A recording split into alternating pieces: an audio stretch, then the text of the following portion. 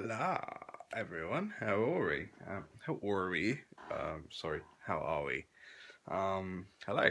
I've got a review for you, as I promised, and it's on some snuff today, rather than, giving me the old usual bit of snooze. LD, by the way, fucking love this stuff. Have one in, but not what we're talking about. I'm talking about this stuff. It's Abraxas Cafe 11. Made by Abraxas here in the UK. It's some chap called Nigel, and he just makes his own stuff. At the moment, there's a really big kind of artisan snuff movement going on in the snuff world. So you've got the likes of people like Abraxas. There's Sir Walter Scott, which is this one. The label's totally faded now. This one I've had it that long, but it's Sir Walter Scott. This is creme de fig. There's I think it's Old Mill Snuff, made by a chap called Daniel. That's in America though. These Sir Walter Scott and Abraxas, both UK based. And I think that's about it really that's going on at the moment. That's commercially available anyway. Excuse me, I've been rather unwell recently. And yeah, so there is a massive, big kind of. It's really taken off recently. It's not, it's been building. Abraxas has been around for a number of years now. Many of you know Dragon. If you've had Dragon by Mr. Snuff, that stuff is fantastic. And then there's Cerise, Saint Cassura, which is also an Abraxas one. Premium Batch Fine, or Fin as it's called. It's a fine one. There's Premium Batch Course now. They're very fruity, those ones, but it's not what I'm talking about. I'm talking about Cafe 11. This happens to be my personal favourite Abraxas snuff that Abraxas make. As it says on the jar, glass jar as well. It's a Premium Batch snuff, and fantastic. So, what's it like? Well, oh look, that's what it is. Looks like mud. No, it's nothing like mud, but I'll try and get you some up. It's packed so tightly in here that it's really actually quite hard to get out. You've got to kind of like dig it out or scrape it off. It's not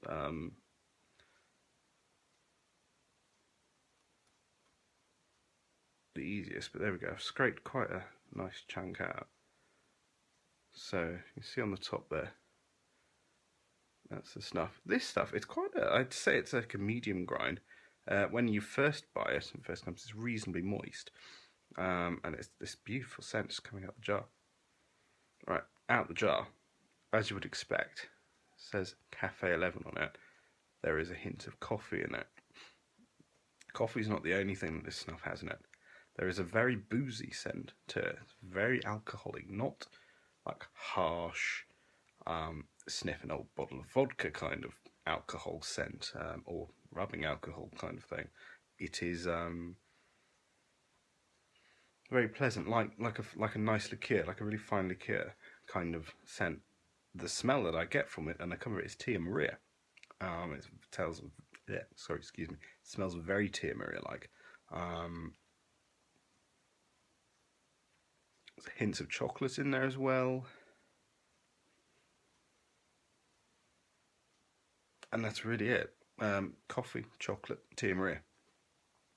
That's where you're going. So, what's it like up the conch? So, let's get a decent bump of this stuff.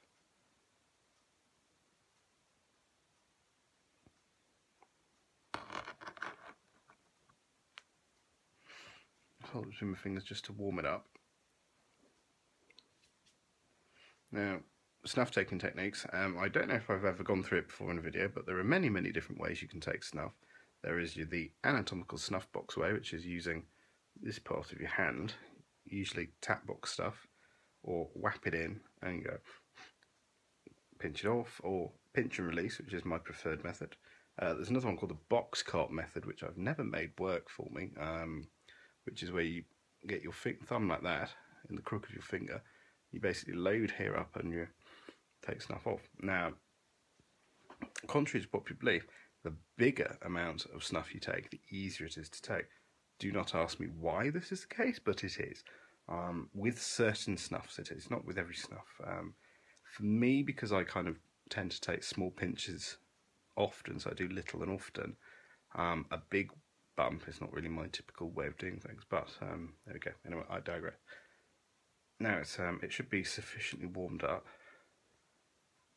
As you can see, it's been under pressure really between my fingers, but it's reasonably gone. So as I just drop the snuff I was about to take all over my bloody keyboard. Anyway, we'll take what's here, and yeah, sorry, I've had a cold and I've still got a bit of a resilience, so that I'm a bit sniffly. So let's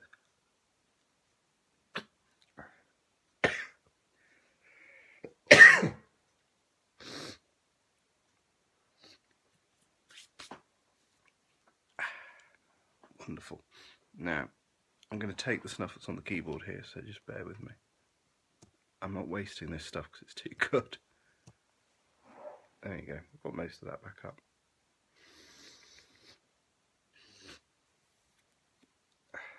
There we go, wipe the crap off so you don't look like you've been snorting heroin. So, in the nose, that Tia Maria scent, it's got a warmth to it. That Tia Maria scent really becomes very apparent. The chocolate is much stronger as well. The chocolate is a back note on it. It comes in afterwards. It's like it's the lingering scent. Initially, you'll get the Tia Maria and the coffee melding into one. Lovely scent. You still get that boozy kind of scent in there.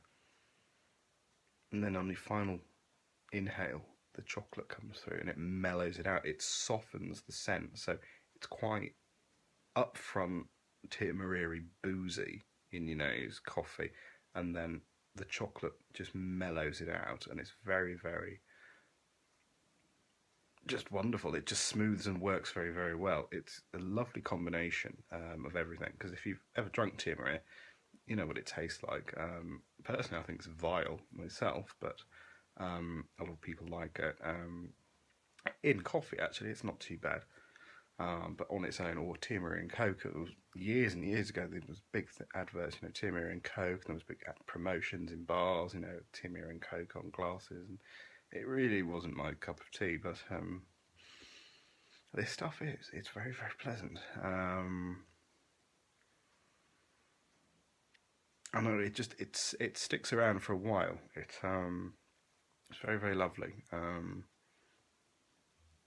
And it's quite a lot. It's a longish lasting scent. It's not particularly, you know, in the leagues of, you know, like Silver Dollar Apricot, which is one of the longest lasting scents of a snuff I've ever had. I think Glyn picked up on that as well in one of his videos. And you know, it hangs around for a beautiful amount of time, so you're not taking too much. In terms of nicotine wise, I personally am not particularly feeling anything, because I mean I have snoozing, so the only way you can really check is if your heart rate increases.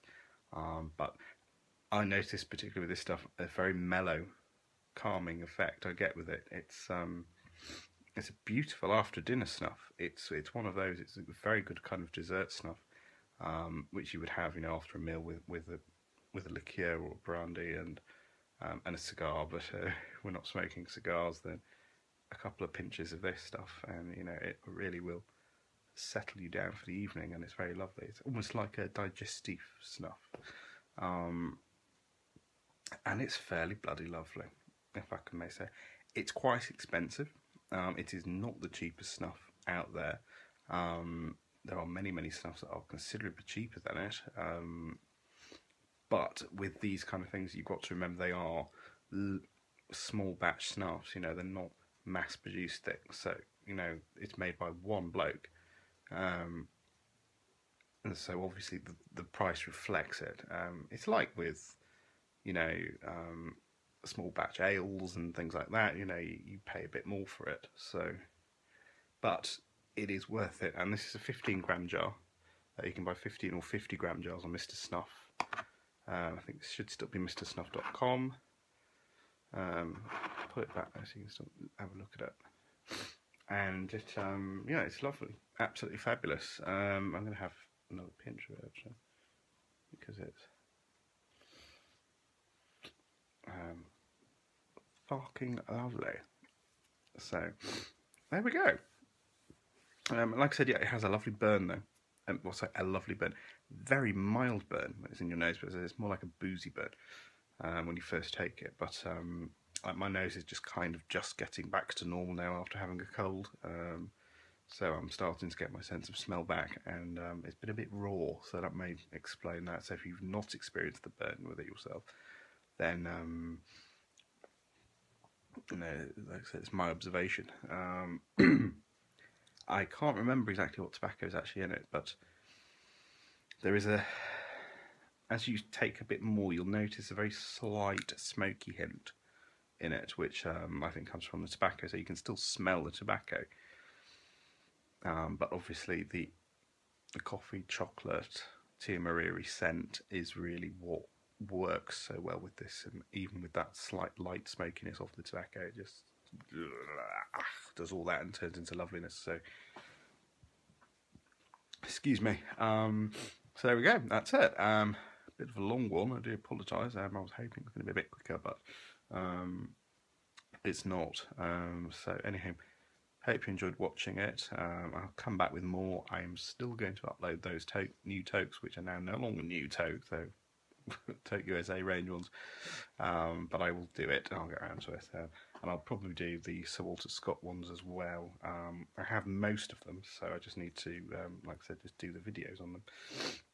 But my favourite is the creme fig. That's about it, chaps. Also, since I've had a cold, I've been unbunging myself quite recently with this, the Jen H. Wilson's Medicated number 99. Normally I use Hedges LT260, but I ran out of it and I couldn't be bothered going to buy any more.